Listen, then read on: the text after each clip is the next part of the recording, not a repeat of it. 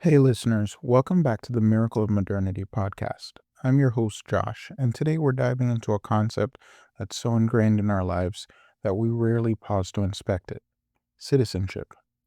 So, when was the last time you even thought deeply about citizenship?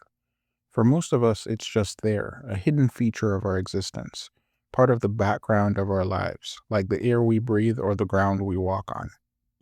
Depending on the citizenship you have, it's the thing that lets you vote, allows you to work legally, gives you access to government funded healthcare, or other services like police protection, or making you eligible to get a passport, or to call on your government to help you when you're in trouble abroad, among many, many other things. But what if I told you that this seemingly mundane thing is one of the most novel developments in history? Citizenship isn't just a document, it's a cornerstone of modernity, shaping our rights, responsibilities, and even our sense of identity. I think it's worth pulling citizenship out of the background of everyday life and shining a light on it and on its remarkable significance. What are its origins? How did it evolve from an exclusive privilege into a global norm? And why does that matter so much today? To understand the roots of citizenship, we have to journey back through time. But first, we have to define it. What is citizenship? So, first, at its most basic, citizenship is a form of legal status. It defines who belongs to a geopolitical entity, usually a country, but it can also be a supranational entity like the EU, who gets certain rights and who has certain responsibilities. But on a more fundamental level, citizenship is a formalized relationship between an individual and a state. It is usually the highest form of such a relationship between an individual and a state. Its formalization is usually evidenced by some document or documents. For example, a passport may denote that you are a citizen of a country, or a specific ID card or a birth certificate, to name a few examples. The relationship is a two-way street, a balance between responsibilities and rights. For example, almost all citizens are expected to pay taxes at some point during their life and abide by a country's laws, and states are expected to secure their citizens from internal and external threats. As I mentioned before, citizenship as we know it is actually a fairly recent idea. For much of history, most people were subjects of a ruler, not citizens of a state. You might be wondering, what's the difference? Well, a subject owes allegiance to a king, queen, or emperor. A subject is thus subordinate to a ruler, while a citizen is thought of, at least nominally, as a roughly equal member of a political community, and one who holds certain rights within that community, at least in theory. Even though citizenship is a hallmark of the modern world, it has distant historical roots. Let's begin in the ancient world, where the earliest ideas of citizenship emerged, but in forms very different from what we have today.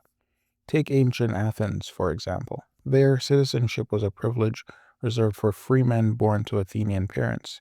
If you were a citizen, you had rights to vote in the assembly, hold public office, and own land, but it wasn't a universal system. Women, slaves, and foreigners, what the ancient Greeks called medics, were excluded entirely. Citizenship was exclusive, tied to gender, birth, and social status. In Rome, citizenship expanded in scope and significance. At first, Roman citizenship was much like the Greek model, limited and exclusive, but as the Roman Republic grew into an empire, the idea evolved. In 212 CE, Emperor Caracalla granted Roman citizenship to nearly all free inhabitants of the empire. This was revolutionary. Roman citizenship now offered legal protections, access to Roman courts, and other rights that bound people across vast territories to the empire. This made the Roman model of citizenship the closest of any ancient societies to modern models of citizenship.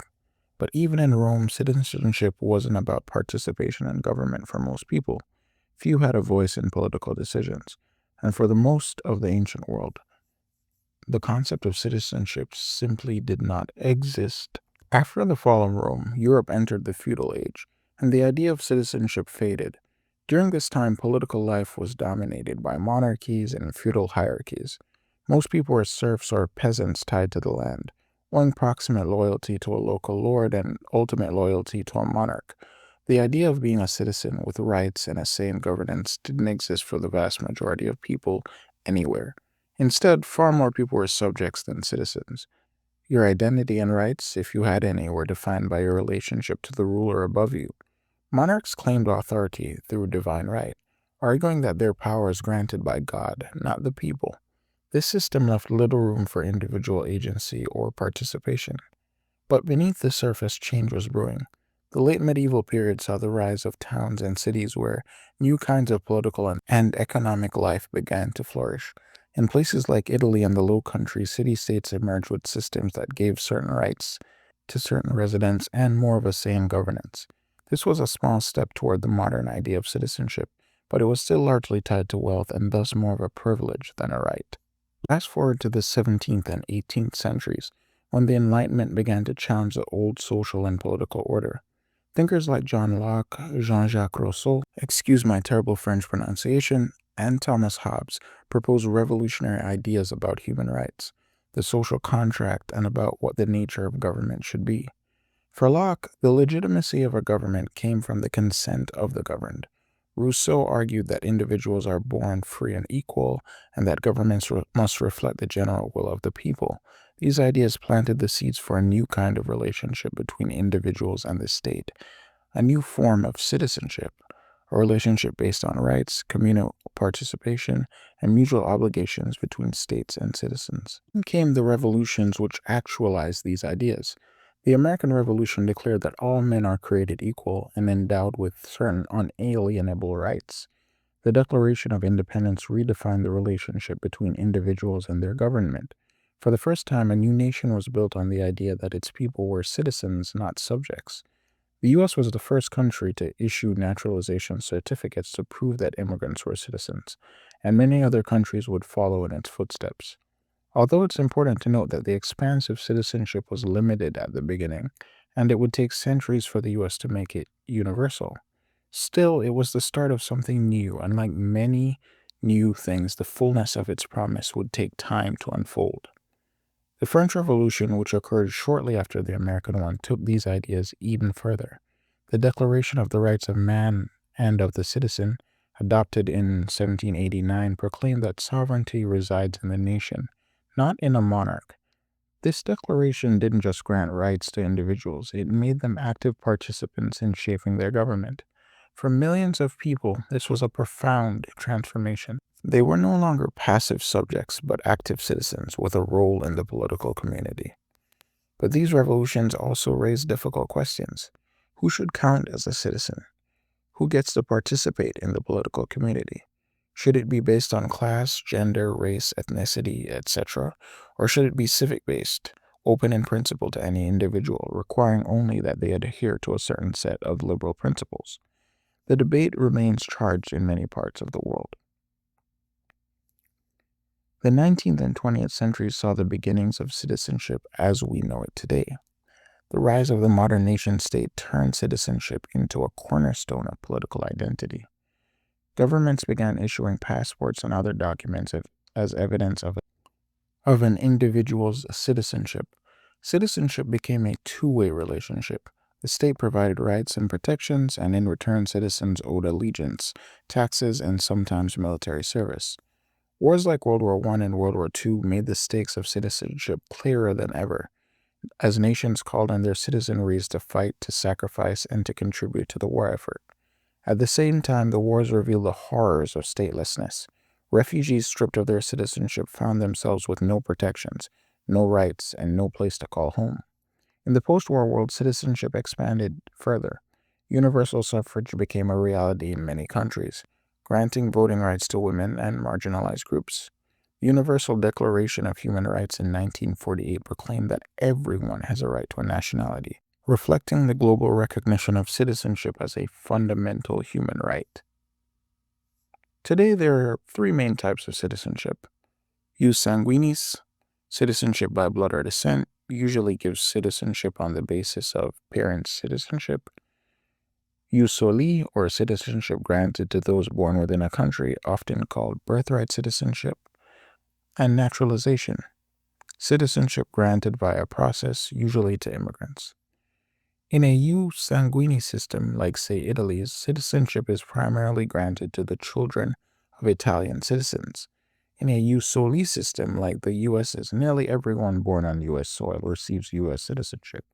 Although it's worth noting that many nation systems are mixed, a child born to a U.S. citizen abroad away from U.S. soil would also receive U.S. citizenship, for example.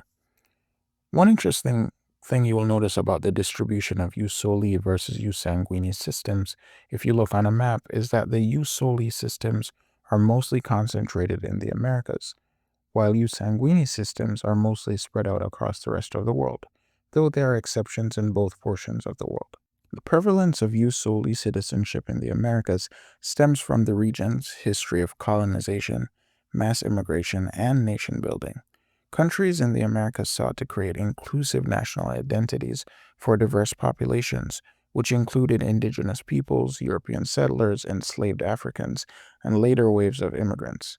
Jus Soli offered a straightforward, egalitarian way to grant citizenship by basing eligibility on birthplace, aligning with liberal ideals of equality and breaking from Europe's Jus Sanguinis systems, which emphasized shared ancestry. This approach incentivized immigration, reduced statelessness, and fostered unity in nations with vast territories and low population densities.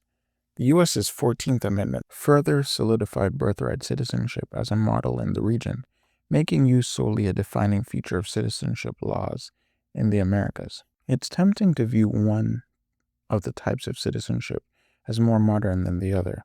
For example, citizenship via blood sounds so atavistic, like a vestige of old traditions stretching back into the ancient past. But both are modern, since both only emerged fully in the last few centuries or so, and both emerged on the basis of modern ideas like romantic and civic nationalism. I'll do a full episode on nationalism in the future, where I'll go into detail on its rise and significance, but I needed to mention it here because nationalism and citizenship are closely related concepts. Today, citizenship remains quite a contested issue. In the age of globalization, dual citizenship and citizenship with supranational entities like the European Union, the traditional idea of belonging to a single nation state is waning. At the same time, the idea of citizenship, especially its boundaries, is deeply contested. Immigration debates, refugee crises, and resurging blood and soil nationalist narratives are shaping and reshaping the understanding of who should and shouldn't be eligible for citizenship in many countries. In the modern world, thousands of years after it was first developed in the ancient world, citizenship is still evolving.